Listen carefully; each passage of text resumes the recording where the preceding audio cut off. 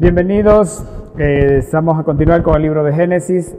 Esta vez vamos al capítulo número 5 y es un capítulo que tal vez pueda resultar aburrido porque comienza hablando un montón de nombres incluso extraños para nosotros occidentales que vivimos en este lado del planeta.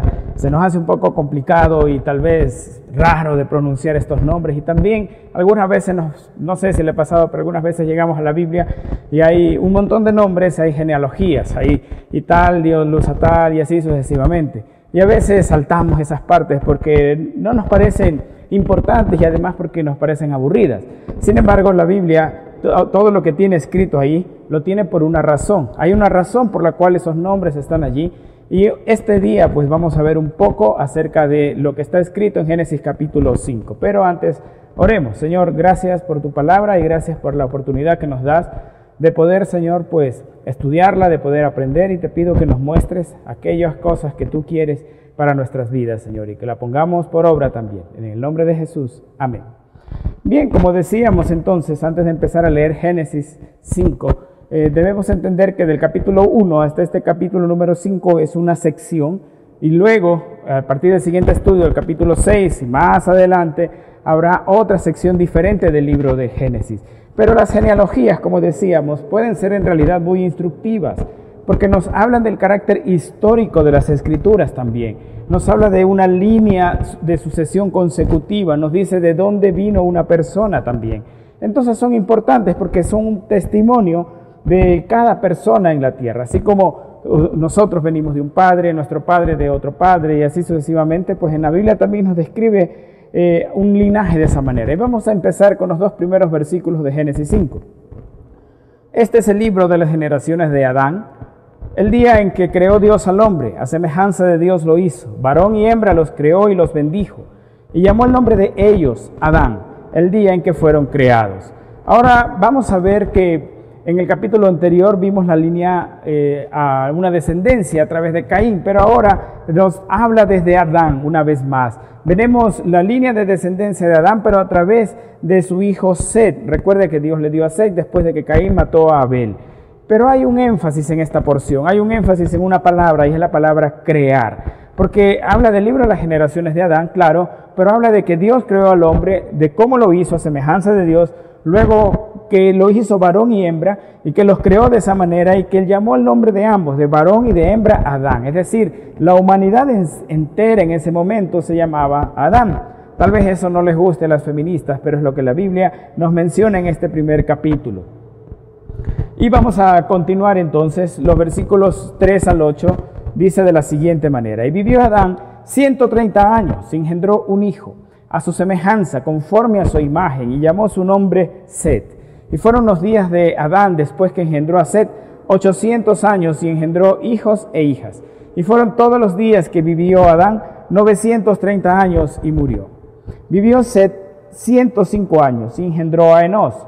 Y vivió Set después que engendró a Enós 807 años, y engendró hijos e hijas. Y fueron todos los días de Set 912 años, y murió. La primera cosa que podemos entender aquí en esta porción es que cuando Adán ya había pecado y comenzó este nuevo linaje a partir de Set, hay una gran diferencia entre la creación de Adán y el nacimiento de Set. Y la diferencia es de que ahora esta descendencia iba a ser a imagen de Adán. Sin embargo, recordemos que Adán fue hecho a imagen de Dios. Entonces en medio de esos dos acontecimientos fue el pecado. Ahí es cuando se corrompió la humanidad. Recuerde que la humanidad en ese momento era Adán y Eva, y leímos que Dios nos llamó a ambos Adán.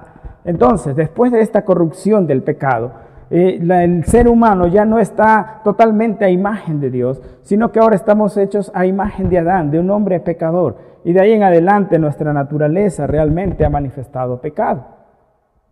Y Jesús, el Salvador, ha venido precisamente para volver a tener esa relación con Dios, de tal manera que seamos transformados ahora a imagen de Dios. A diferencia de Adán, que ya fue creado de esa manera, ahora nosotros tenemos que ir siendo transformados a través del Espíritu Santo, a través de nuestra vida, del nuevo nacimiento, para que seamos realmente a imagen de Dios. Entonces ahora la línea y la otra diferencia de que la línea de Caín, las Biblias no nos dan muchos detalles adicionales. nosotros vimos acerca de que el incremento de la civilización, de la ciencia y todo eso, pero a cambio aquí nos dice unos detalles más, nos dicen una edad, la edad en que engendró, digamos, a su hijo principal, luego nos dice que engendró hijos e hijas y no nos da un número determinado de ellos, y luego nos termina diciendo la edad en que murieron. Y cuando leemos estos primeros versos y vemos que sobrepasan los 900 años, entonces viene la polémica, ¿y por qué esta gente vivía tanto? ¿Será verdad? Y de esto se ha tejido un montón de hipótesis. Algunos dicen que no, que esto era en realidad meses y cosas por el estilo, que eso no tiene ningún sentido, ¿no? Pero lo que sí podemos entender es que este tiempo de la Biblia, desde Adán hasta Noé, que es lo que vamos a ver aquí, había una atmósfera diferente en la tierra. Las cosas no eran tal cual como las conocemos ahora. Recuerde que no había llovido hasta los días de Noé. La tierra se regaba a través de un vapor de agua que subía de ella. Además de eso, el hombre originalmente había vivido en el huerto de Edén, luego salió de allí y tenía una vitalidad diferente a la vitalidad del hombre de hoy. Entonces, no solo era la atmósfera diferente, el tiempo diferente, la vitalidad diferente, sino que también Dios había dado la orden de que el hombre tenía que multiplicarse sobre la tierra. Y para que esto suceda rápidamente era necesario que el hombre viviese más tiempo. Era necesario que engendre muchos hijos y muchas hijas. Y es lo que nos dicen estos versos, que engendró hijos e hijas, sin un número determinado de ellos. Pero imagínense si un hombre de 70 años puede tener en promedio, digamos que 3 hijos. Imagínense un hombre de 900 años, ¿cuántos hijos pudo haber tenido? Entonces tenemos claro de que una de las razones era precisamente de que Dios está cumpliendo su palabra y dándole la facilidad al hombre para que pueda poblar la tierra, porque fue uno de sus mandamientos. Veamos los versículos 9 al 18. Dice, vivió Enós 90 años y engendró a Cainán. Y vivió Enós después que engendró a Cainán 815 años y engendró hijos e hijas. Y fueron todos los días de Enós 905 años y murió. Vivió Cainán 70 años y engendró a Mahalaleel. Y vivió Cainán después que engendró a Mahalaleel 840 años y engendró hijos e hijas. Y fueron todos los días de Cainán 910 años y murió. Vivió Mahalaleel 65 años y engendró a Yared. Y vivió Mahalaleel después que engendró a Yared 830 años y engendró hijos e hijas. Y fueron todos los días de Mahalaleel 895 años y murió. Vivió Yared 162 años y engendró a Enoc. Vamos a parar un ratito aquí. Seguimos viendo una serie de nombres y seguimos viendo que es importante que la Biblia los menciona. Si usted va después, no lo vamos a ver ahora, pero si usted va al Nuevo Testamento, va al Evangelio de Lucas, usted va a ver que hay una línea de genealogía a través de Jesús, que llega de Jesús a Adán.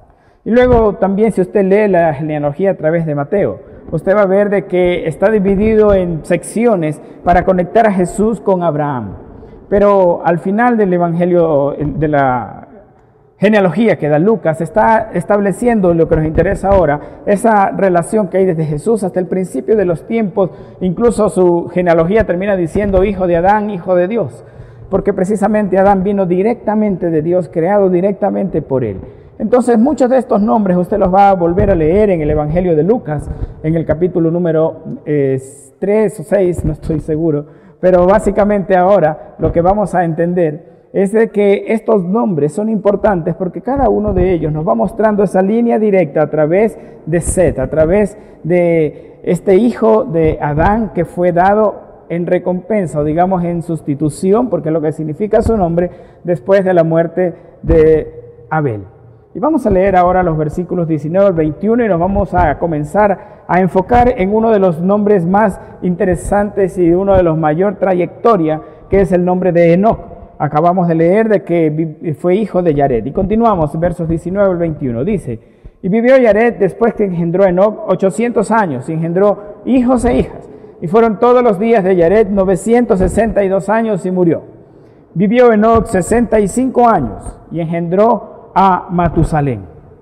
Vamos a parar otro ratito allí simplemente Porque vamos a ver de que ahora, a partir de esta genealogía, comienza algo especial después de Yared. Después de Yared viene un hombre llamado Enoc, del que vamos a ver ya mismo unos detalles interesantes, muy asombrosos. Y luego de Enoc viene otro personaje importante en la Biblia que todos tal vez lo hemos escuchado, que es Matusalén. Y ya vamos a ver después cuál es la fama de Matusalén. Versos 22 al 24.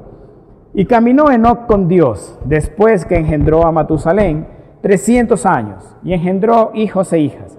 Y fueron todos los días de Enoc 365 años.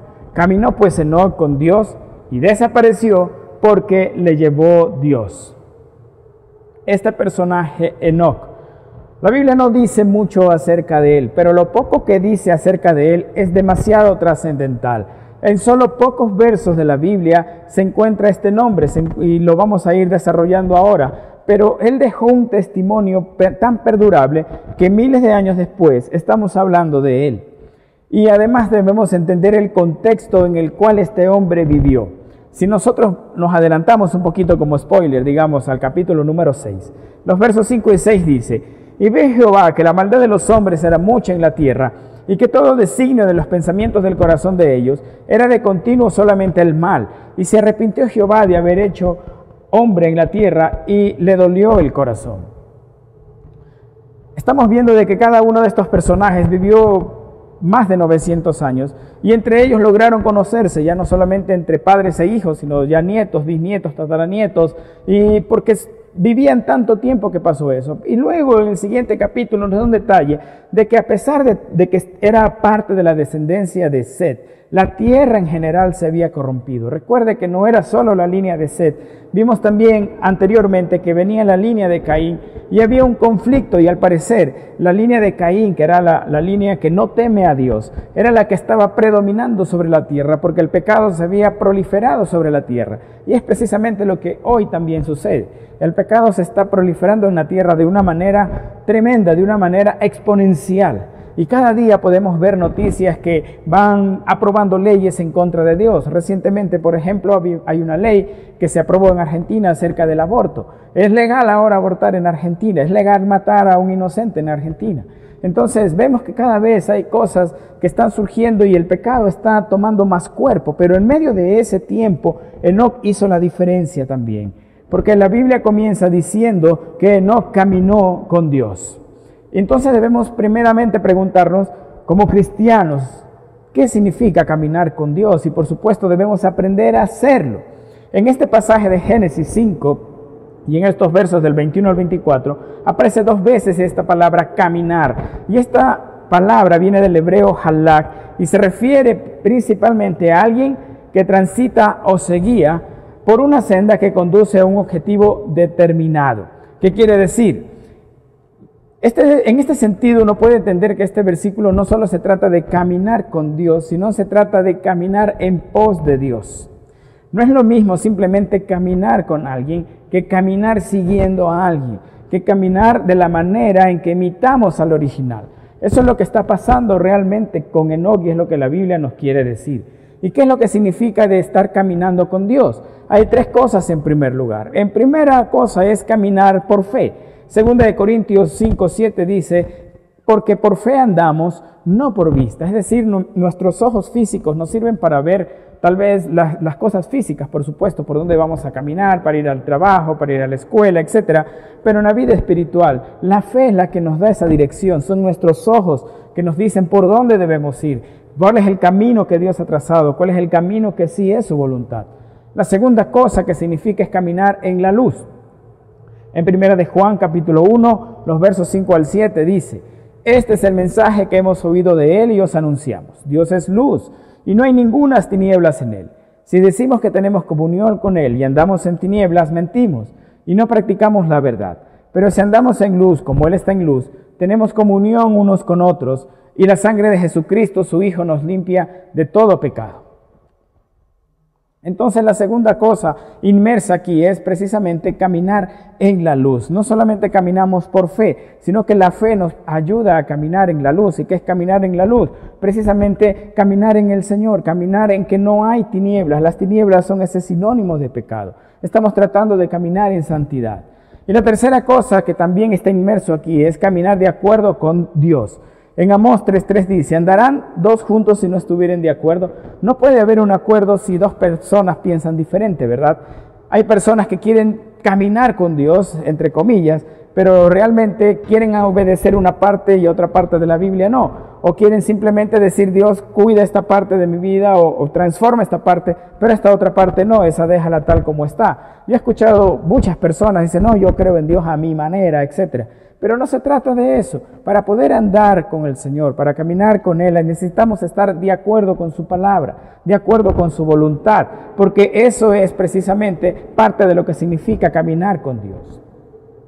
Entonces, después de caminar así con Dios, el resultado final es de que un día este hombre ya no necesitó caminar de regreso a su casa terrenal, sino que caminó directamente hacia su casa celestial.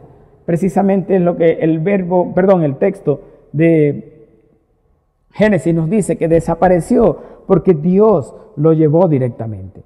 Y este nombre no vuelve a aparecer en un capítulo trascendental en la Biblia que está en Hebreos, el capítulo 11, el famoso capítulo de la fe, en la sección de los héroes de la fe. En el verso 5 dice, por la fe, Enoc fue transpuesto para no ver muerte, y no fue hallado porque lo traspuso Dios. Y antes que fuese traspuesto, tuvo testimonio de haber agradado a Dios. Entonces vamos a ver que Hebreos nos complementa un poco lo que nos dice Génesis. Génesis nos dice que él no caminó con Dios, pero también Hebreos nos dice de que él tuvo testimonio de haber agradado a Dios. Y esa es otra de las palabras importantes para todo cristiano hoy. El testimonio que está proyectando hacia los demás, no solo en la iglesia, sino el testimonio que está proyectando afuera de la iglesia, en su casa, en el lugar de trabajo, en el lugar donde estudia. Y ese testimonio de Enoc era que haber agradado a Dios, es decir, alcanzó gracia delante de él. Así que el fundamento de andar con Dios, el fundamento de Enoc, antes de ser trasladado, es que tuvo testimonio de haber agradado a Dios. Y hemos visto de que para tener esto, Enoc debió vivir una vida en fe, debió vivir una vida caminando en la luz y de la misma manera en acuerdo con Dios. Por eso entendemos que para Enoc, caminar con Dios era su manera de vivir. ¿Y cómo podemos nosotros trasladar esa parte de que nuestra manera de vivir sea como el caminar con Dios? En Proverbios 3, versículo 6 dice, reconócelo en todos tus caminos y Él enderezará tus veredas. Cuando la Biblia habla de todo, significa precisamente eso, todo, que no hay nada, que a pequeño que sea o grande que sea, en el cual podamos dejar fuera a Dios, sino que en todas las cosas, en todas nuestras decisiones, pensamientos, etcétera, Dios tiene que estar presente, sea algo pequeño, sea algo grande. De pronto pensamos de que no, esta cosa lo voy a hacer a mi manera. Pero cuando ponemos a Dios en la ecuación, el resultado es lo que dice el final de este verso, que Él enderezará nuestro camino, porque de pronto nuestra decisión no fue buena. De pronto decidimos con una buena intención, pero Dios sabe el futuro y Dios sabe que de pronto no termina bien, entonces Él cambia las cosas. Y por eso es que necesitamos reconocerlo en todos nuestros caminos, porque aunque parezca bien, es necesario que Dios pues nos guíe de la manera que debe ser, y si no estamos en el camino correcto, pues que nos lleve al camino correcto.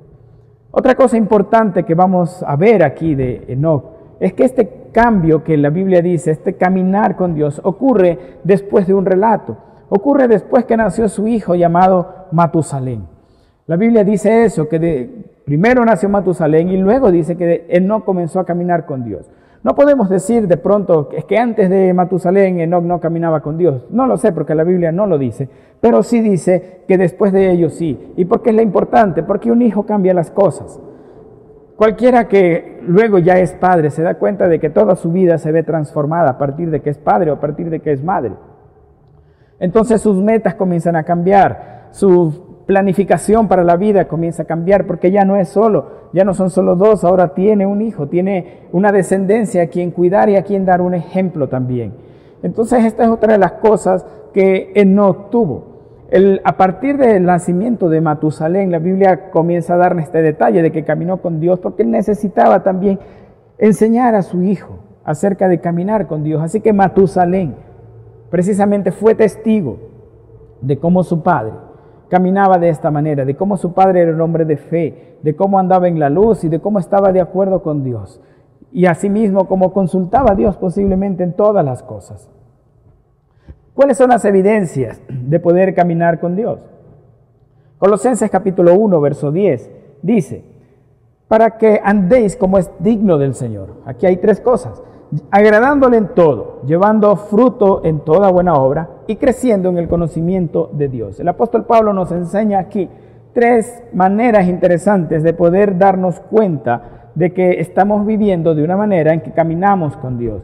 Primero, lo que dice es agradándole en todo. Y debemos preguntarnos entonces, ¿qué es lo que le agrada a Dios? Algunos simplemente tratan de decir a Dios le agrada tal cosa porque es su manera de pensar. Unos dicen a Dios le gusta esta música y esta no le gusta. Pero no habla de eso la Biblia, habla de una cosa diferente. Y en Primera de Tesalonicenses, capítulo 4, los versos 1 al 7 dice, por lo demás, hermanos, os rogamos y exhortamos en el Señor Jesús, que de la manera que aprendisteis de nosotros, como os conviene conduciros y agradar a Dios, así abundéis más y más. Porque ya sabéis qué instrucciones os dimos por el Señor Jesús. Pues la voluntad de Dios es vuestra santificación. Que os apartéis de fornicación, que cada uno de vosotros sepa tener su propia esposa en santidad y honor, no en pasión de concupiscencias como los gentiles que no conocen a Dios. Que ninguno agravie ni engañe en nada a su hermano, porque el Señor es vengador de todo esto, como ya hemos dicho y testificado.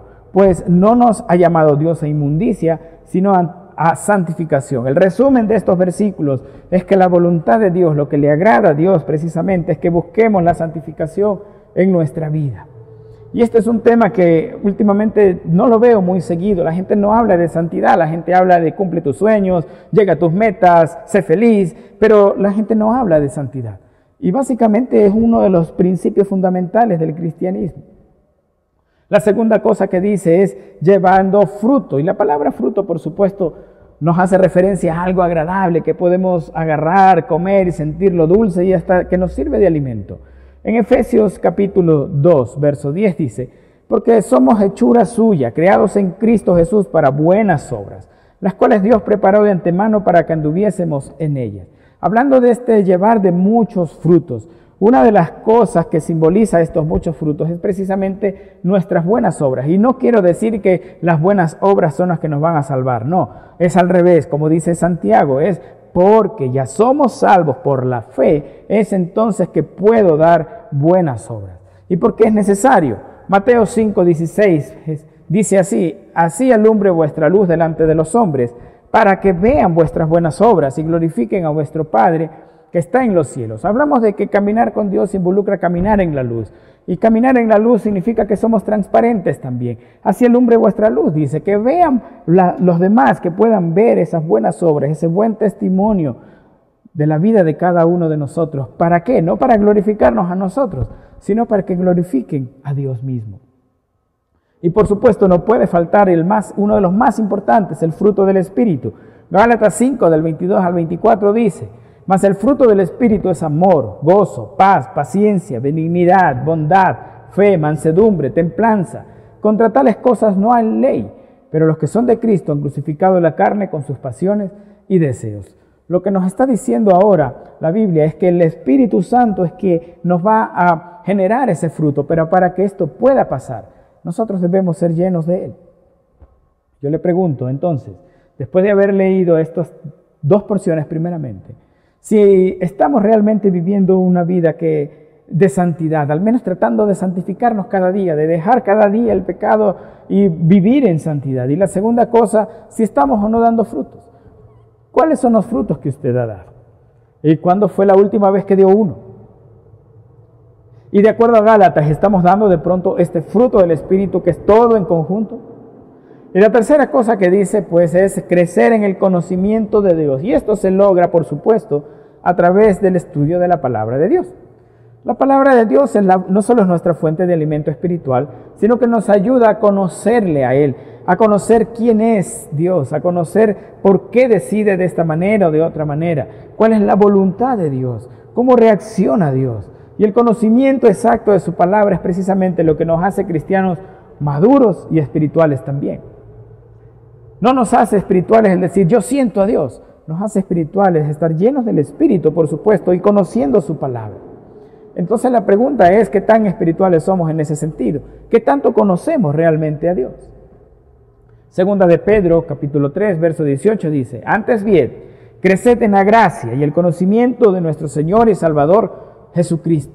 Entonces no es solamente un concepto general de lo que es Dios, sino que la Biblia nos exhorta y nos manda a poder crecer en la gracia y también especialmente en el Señor Jesús, en conocerle a Él, porque es nuestro Señor y también la Biblia nos dice en este capítulo que también es nuestro Salvador. ¿De qué manera está creciendo? ¿Cómo mide usted su crecimiento en Dios? ¿Cuánto sabe de Dios hace un mes? ¿O cuánto sabía de Dios hace un año? ¿Y cuánto sabe hoy? O de pronto tiene 10 años de cristiano y no lo conoce bien. Pues es momento de comenzar a crecer más en Dios. Versos 25 al 27. Vivió Matusalén 187 años y engendró a Lamec. Y vivió Matusalén después que engendró a Lamec 782 años y engendró hijos e hijas. Fueron pues todos los días de Matusalén 969 años y murió. La vida más larga registrada aquí es la vida de este hombre llamado Matusalén y no es un accidente. Hijo de aquel hombre que caminó con Dios. Y precisamente fue por la gracia de Dios que llegó a vivir esta cantidad de años. Y es interesante porque cuando Matusalén murió fue precisamente que vino el diluvio. Así que Dios mantuvo vivo a este hombre, tal vez más que a nadie, para dar uno de los testimonios también, aparte de Noé, acerca de que los hombres debían arrepentirse. Y no es casualidad, como decía, porque este hombre de 969 años en su vida también aprendió del hombre que caminó con Dios como fue su padre. La Biblia también nos va a decir más adelante de que honrar padre y madre es uno de los mandamientos con promesa y esa promesa es precisamente ese alargue de vida. Y podemos entender ahora también de que esta parte de la genealogía, esta parte de estos hombres que tenemos aquí, Enoc, Matusalén, este es otro Lamec por si acaso, no el Lamec de Caín, y luego vendrá Noé.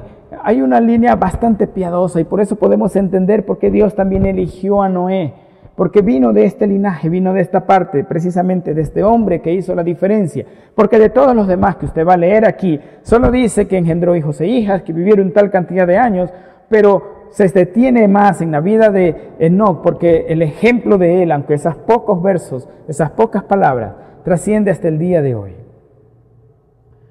Versos 28 al 31.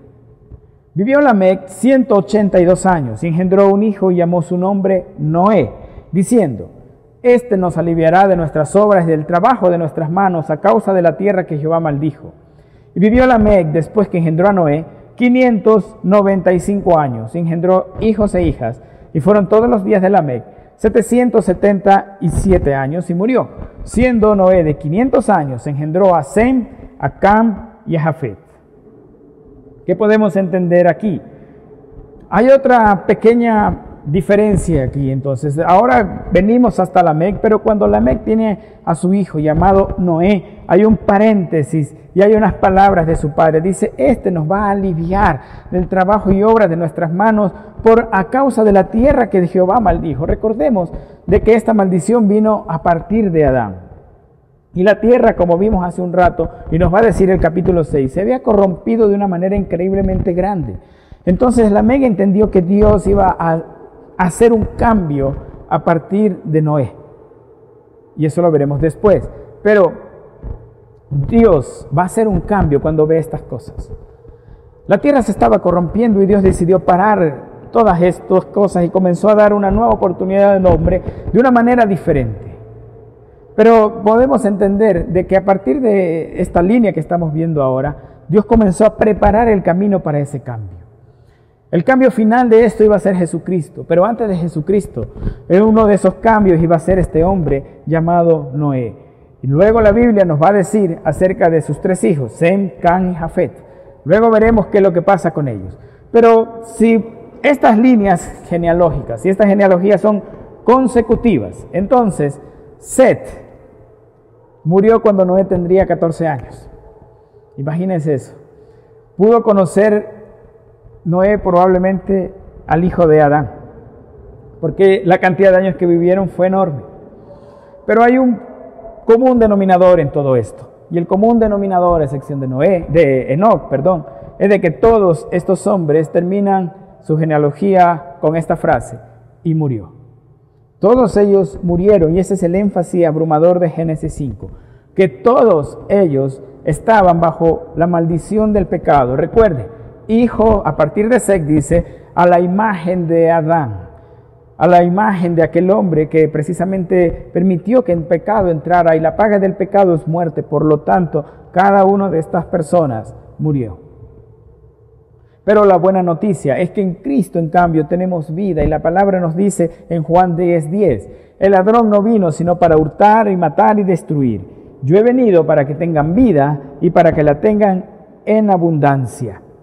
Entonces, el deseo de Dios es que tengamos vida en Cristo Jesús. Decíamos hace un rato de que para poder tener nuevamente esa imagen de Dios debemos ser transformados a través del Espíritu Santo, pero estando en Cristo, por supuesto. Y estando en Cristo, entonces la Biblia nos dice que tendremos vida eterna. Y no solamente vida eterna, sino que cuando estamos aquí en la tierra tendremos vida en abundancia. ¿Y qué significa eso de la vida en abundancia? Que nuestro corazón se regocija precisamente en que podemos disfrutar de la compañía de Dios, de caminar con Dios. Porque de eso se trata este capítulo, de caminar con Dios. Aunque lo demás es muerte, caminar con Dios es vida. Conclusión: la paga del pecado es muerte, pero caminar con Dios nos garantiza la vida eterna. Para caminar con Dios debemos no solo ir con Él, sino ir en pos de Él. Caminar con Dios es caminar en fe. Seamos pues hombres y mujeres de fe. Permanezcamos en la luz dando mucho fruto. Si usted dio un fruto hace 10 años y no lo ha dado últimamente, pues revise una vez más su vida, porque el fruto es constante, es continuo y debe ser mucho fruto. También crezcamos en el conocimiento de Dios y hagámoslo como a través del conocimiento de la palabra de Dios. Sumérjase en su palabra, conozca más a Dios a través de ella y también, por supuesto, a través de la oración. ¿Y quieres ser libre de la muerte? Pues solo tenemos vida en Cristo Jesús. Entrega tu vida a Él y tendrás vida eterna. Oremos. Gracias, Padre, por este tiempo, Señor. Gracias por enseñarnos que es necesario caminar contigo y que es necesario, Padre, que podamos caminar en fe. Ayúdanos a ser hombres, mujeres de fe. Ayúdanos a caminar en la luz y asimismo a mostrar el testimonio de que nuestra vida te agrada a ti, Señor. Gracias por cada persona que ha visto este video, Señor. Bendícelos, bendice sus familias también. En el nombre de Jesús. Amén.